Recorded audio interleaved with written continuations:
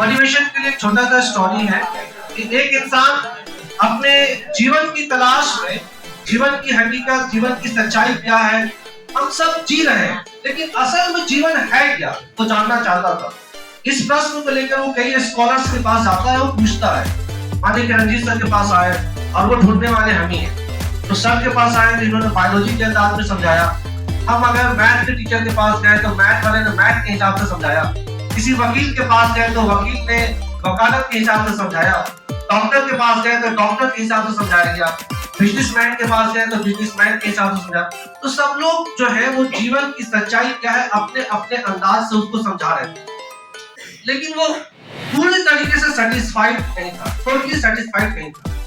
तो आखिरकार किसी ने उसको बताया कि आप जाइए, एक किला है, वहाँ एक पंडित रहते हैं, एक विद्वान रहते हैं। जैसे अकबर के दरबार में कौन था? अब चंद्रगुप्त के दरबार में कौन था? कोई ना कोई होता है।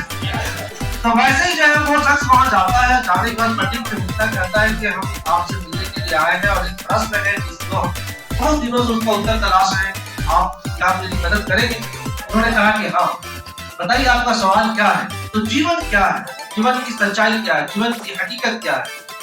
तो पंडित ने कहा कि इतना दूर से तुम चल कर आए हो, इतनी जल्दी क्या है? अभी आए हो, कुछ खा पी लो, विश्राम कर लो, आराम कर लो, उसके बाद हम आपके प्रश्न का उत्तर देंगे। आया किया, उसने आराम किया। दोबारा पंडित से मुलाकात हुई, उसने पूछा, प्रश्न किया। उसने कहा कि भाई बहुत जल्दी में तुम दिखते हो, अभी तो तुम आए हो, इतना बड़ा किला है, इतना बड़ा महल है, तो पहले तुम इसको थोड़ा घूम लो, सैर कर लो, उसके बाद हम आपके प्रश्न का उत्तर देंगे। लेकिन एक कंडीशन है, जब तुम महल घूमोगे तो तुम्हारे हाथ में एक प्याला हम रखते हैं, उसमें पानी होगा और वो प्याला गिरना नहीं चाहिए, पानी बाहर नहीं आना चाहिए। यानी पानी को बचाकर प्याले को हाथ में लेकर के महल को घूमना है और महल को निहारना है। उसने कहा ठीक है। वो महल में जाता है और रास्ते से जो होता हुआ पूरा महल चक्कर ला करके विद्वान के पास आता है और कहता है कि मैंने आपका कार्य पूरा कर दिया, अब मुझे बताइए कि जीवन क्या है, जीवन की सच्चाई क्या है, जीवन की हकीकत क्या है। उसने कहा कि भाई तुम इतना जल्दी में क्यों? जब तुमने महल घूम लिया है तो बताओ महल तुमको कैसा लगा, बागीचा कैसा लगा, दीवार कैसा लगा, पेंटिंग कैसा लगा, यहाँ के सोल्जर्स कैसे थे, ठीक है, किस तरीके से तुमने उसको निहारा? उसने कहा कि मैंने तो इन चीजों को देखा ही नहीं, क्योंकि मेरा सारा ध्यान इस प्याले पर केंद्रित था। कहाँ केंद्रित था? तो मेरा सारा ध्यान यहाँ था, वहां तो था ही नहीं। बोले ठीक है, चलो कोई बात नहीं, एक मौका और देते हैं, I am giving you another chance. आप फिर प्याला लो हाथ में और जाओ, फिर महल को तुम देखो, घूम कर आओ कि महल कैसा है। वो शख्स फिर प्याला लिए हुए महल को जाता है, इस पर दीवार को भी देखता है, बागीचे को भी देखता है, फूल को भी देखता है, झरने को भी देखता है, लोगों को भी देखता है, उसके आकर्षण को भी देखता है और बागीचे में जाने के बाद वहां थोड़ा विश्राम करता है, वहां का सुगंध लेता है, ठीक है, और उसके बाद जो है प्याला वहीं भूल जाता है। कहाँ? और घूमते हुए विद्वान के पास आता है और फिर कहता है कि मेरे सवाल का जवाब दीजिए। तो विद्वान ने कहा कि भाई तुम्हारा प्याला कहाँ है? तो हो न हो कहीं लगता है घूमते घूमते बागीचे में मैं भूल गया।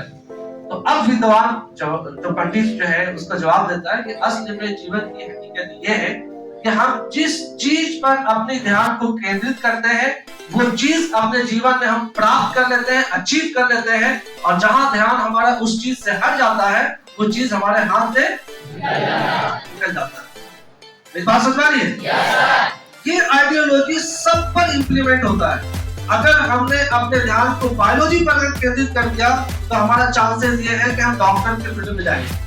अगर हमने अपने सारे ध्यान को मैथ पर केंद्रित कर दिया तो क्या हम डॉक्टर बनेंगे? तो मैथ हमें डॉक्टर नहीं बना सकता, लेकिन मैथ हमें इंजीनियर बना सकता है। तो अब आपके अंदर जो किताबें हैं, फिजिक्स का, केमिस्ट्री का, बायो का, आप जिस चीज पर अपनी एनर्जी को लगाएंगे वहीं से आपको जो है आगे बढ़ने का मौका मिलेगा। लेकिन हमें से बहुत सारे ऐसे बच्चे हैं जो अपने ध्यान को किताबों पर ना लगा करके खेल पर भी लगाते हैं।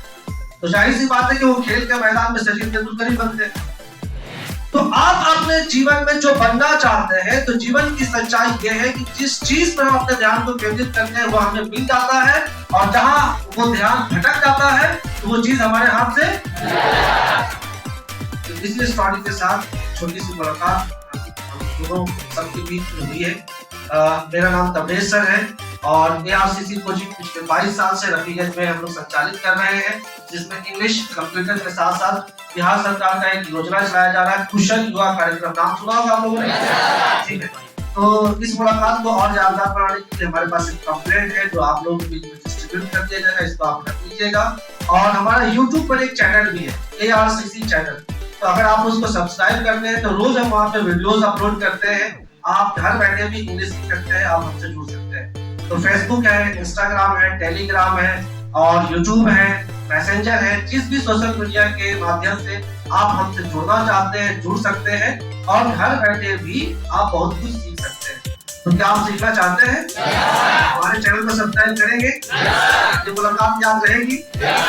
हम रंजीत सर का तहे दिल से शुक्रिया अदा करते हैं from the core of my heart. उन्होंने अपना कीमती समय जो क्लास का था उन्होंने मुझे दिया और आपका भी शुक्रिया अदा करना चाहते हैं कि आपने बहुत पैशेंस के साथ मुझे सुना। Thank you very much.